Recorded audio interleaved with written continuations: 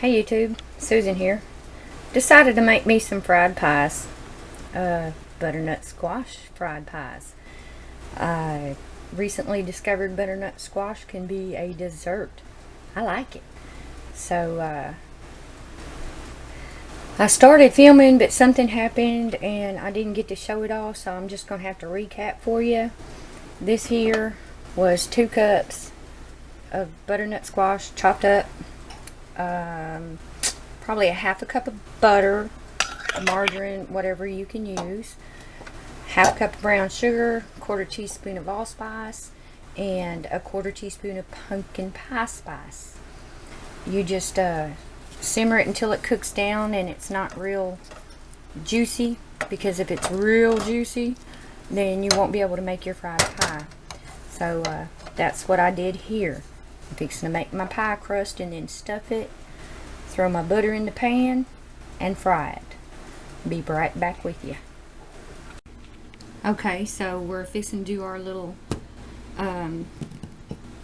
pie crust to make our little fried pies. Get your crust mix, however which way you've made it. Flour your little working surface. Put it down here. Flour up your rolling pin. Yeah, that's a huge rolling pin, man. It's the only one I've got. I had my mother's rolling pin and somebody broke it. So I had bought another one and it just it went away. Don't know where it went. Probably wherever my cast iron skillets went, because all my cast iron walked off too, except for one pot. So work with what you got. Know what I mean? I mean, you can even use a soda bottle to roll out your crust. Just whatever you got, make it work.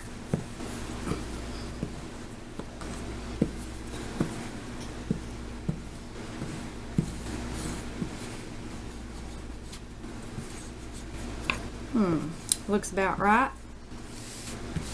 Okay. Hang on just a minute and I'll get that stuffing in here.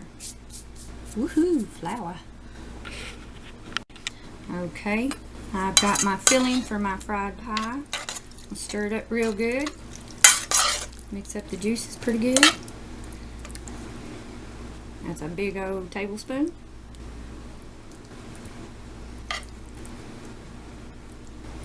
You don't want to overstuff it because it'll bust, and then it just won't be that good. Okay, fold your crust over and give it a nice mash so it'll close.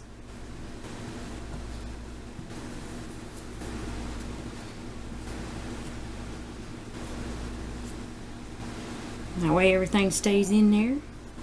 Now this is real cooked, so it's only gonna brown the crust and then your pie is ready. I'll be right back and I'll show you how I get the skillet ready. Alrighty, get your pan good and hot. Dump you some of your butter or margarine in there and let it melt.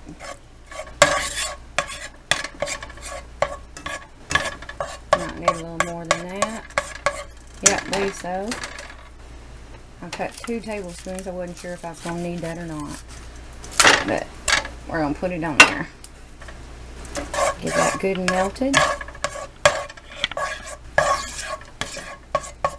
And when that's sizzling, I'll throw my pie in there. Alrighty then, got my pan hot. Dropping this pie in. I went ahead and made another one to drop in there. Oh, hang on, I'll put them both in. Alright, both pies are in. I'm going to let them brown on one side and then flip them over and let them brown on the other, and then they're done. Get right back with you. Alright, this is what it looks like when you flip it over and start browning the other side. When I take it out, I'll show you how it is when it's cool enough to eat and what it tastes like. Okay, my pies are done. This one's had a little time to cool so that I can taste test it. And that's what I'm fixing to do. Now, I fried this. You can actually deep fry them if you want, or even throw it in the oven and bake it like a regular pie. Either way, whatever works for you. Just be sure that this crust is nice and brown. And that way you know it's done because you've already cooked your filling. So let me see how this tastes, and I'll let you know.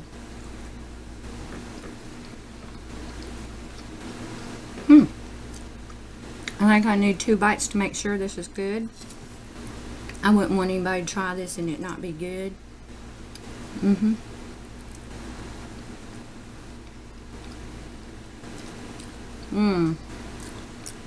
Maybe a 3rd bite.